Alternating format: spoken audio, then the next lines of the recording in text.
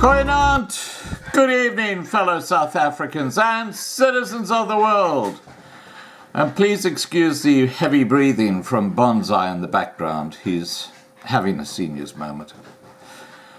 And talking about moments, while South Africa's just quietly falling over in a big heap, there's this huge amount of exposure being given to people who allegedly use the K word or the H word more recently in South Africa, which is quite ludicrous, really. I mean, there's the M word, which I've referred to in the past, which is used by people of color against white people, and apparently that's just fine.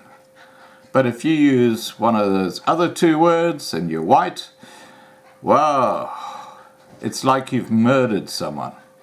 Now let's remember that the police service in South Africa are so ineffective that with farm attacks and farm murders, no one ever gets arrested. You get off scot-free, okay?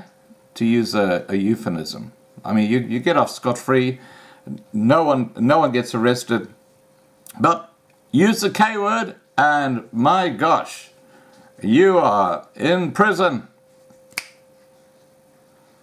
How ridiculous is that? And that South African human rights guy, the guy who's like the provincial chairman of the SAHRC, something like that, I don't know what it is, but I mean, who cares? The SAHRC is such a load of crap. He was the one who said that, white people should not be allowed to get away with using the K word. And he specifically made it in the racial context. And this is why you got people like Julius Malema and Andile Nixitama who think they can say what they like at political functions because they are incapable of being racist because of the color of their skin. And that's what it's all about. You have to be white to be racist. And this is where the hypocrisy comes in, because what they're kind of talking about is what happened before 1994. So a white person can be racist, only a white person can be racist, because under apartheid, that was racist.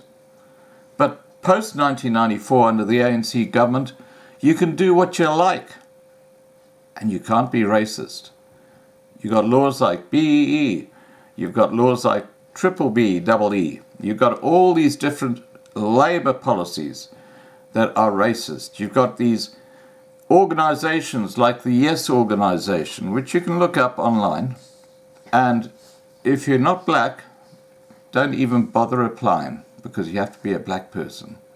And there's something like 114 different laws or policies in South Africa that are race-related.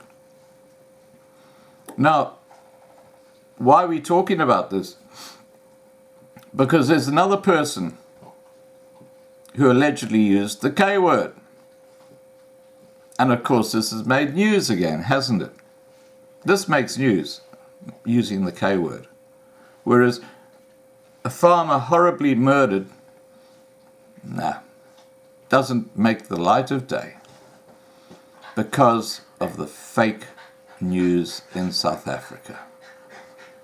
And that's why YouTube channels like mine will continue to expose this crap. The motorist who allegedly referred to a provincial traffic officer by using the K word could face more charges after she allegedly also resisted arrest. The 34-year-old was in one of two vehicles pulled over during a random traffic operation on the N2 near Somerset West on Saturday, when she allegedly verbally abused an officer carrying out her duties by using the K word.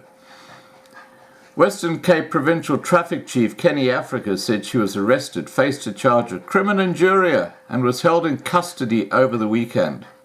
Africa said, "The case is subject judice, so I cannot say any more about her, but the lady said the K word to a traffic officer. This was after the car she was in and another car were pulled over. A case was opened at the Umfuleni police station. She made a brief appearance in the Blue Downs Magistrate Court yesterday, where her case was postponed to December the 6th for further investigation. Now, I just want to make a very simple point here. I have heard so many people say that they've had break-ins, they've had thefts, they've had all sorts of crime happening. They phone the police, no one ever comes around to open up a case. Now you have someone in a moment of stress using a naughty word, and this not only makes national news in South Africa, but it also results in her being held in a prison over the weekend. Just absolutely ridiculous. Absolutely ridiculous. I'm sorry, guys, I just find this quite extraordinary. You know, the double standards and the way in which the media are actually presenting this is just outrageous. Now, there is a bit of sanity in the world, and at 8 p.m. tonight I'm going to be talking to Lindy, who is a life counselor. And one of her main objectives in life is to help people get their life back on track and get meaning into their life. And I think a lot of people in South Africa are probably finding that they just really kind of don't know what's going to happen, don't know where they're going.